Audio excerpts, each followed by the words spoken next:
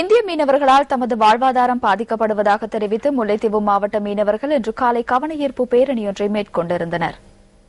முல்லைத்தீவு மாவட்டத்தின் கிராம மட்ட மீன்பிடி அமைப்புகளுடன் இணைந்து மீன்பிடி சங்கங்களின் சமாசம் இந்த கண்டன பேரணியினை ஏற்பாடு செய்திருந்தது. 26 கரையோர கிராமங்களைச் சேர்ந்த பெருமெண்ணிக்கையிலான மீனவர்கள் இந்த பேரணியில் கலந்து கொண்டதுடன் சமய தலைவர்களும் பங்கு பற்றியிருந்ததாக எமது பிராந்திய செய்தியாளர் தெரிவித்தார். இந்திய மீனவர்களின் எல்லை மீறிய பிரவேசத்தினாலும் பிற மாவட்ட மீனவர்களின் அத்துமீறலாலும் தமது ஜீவனோபாயத்தை முன்னெடுப்பதில் நெருக்கடியை எதிர்கொள்வதாகவும் முல்லைத்தீவு மீனவர்கள் குறிப்பிடுகின்றனர். இன்றைய பேரணியின் போது இந்திய மீன்பிடி படகுகளின் தமக்கு ஏற்படும் பாதிப்புகள் குறித்து பதாகைகளை மீனவர்கள் ஏந்தி இருந்ததுடன் தமது எதிர்ப்பை வெளிப்படுத்தியிருந்தனர். பேரணியாக முல்லைத்தீவு மாவட்ட செயலகம் வரை சென்ற மீனவர்கள் மாவட்ட மேலதிக அரசாங்க அதிபர் மோகனராசாவிடம் தமது கோரிக்கைகள் அடங்கிய மகஜர் ஒன்றினையும் கையளித்துள்ளனர். இன்றைக்கு இந்த இந்தியன் படகால எங்களுடைய மக்களின் தொழில் அனைத்தும் வாழ்வாதாரத்தை இழந்து போய் நிற்கிறோம். பாதிப்புண்டா நாங்கள் இந்த ஒரு மாசம் தொழில உழைப்பை வச்சு தான் 12 மாசம் வீட்டில் சாப்பிடுறாங்க, பிள்ளைகளை படிப்பிக்கிறோம், குடும்பத்தை காப்பாற்றோம். அந்த ஒரு மாசம் தொழிலும் போனா நாங்கள் எங்க போறோம்னு தெரியாமலே எல்லாம் தடுவோம். 30 வருட யுத்தத்துக்குள்ள பாதிக்கப்பட்ட ஒரு மக்கள்,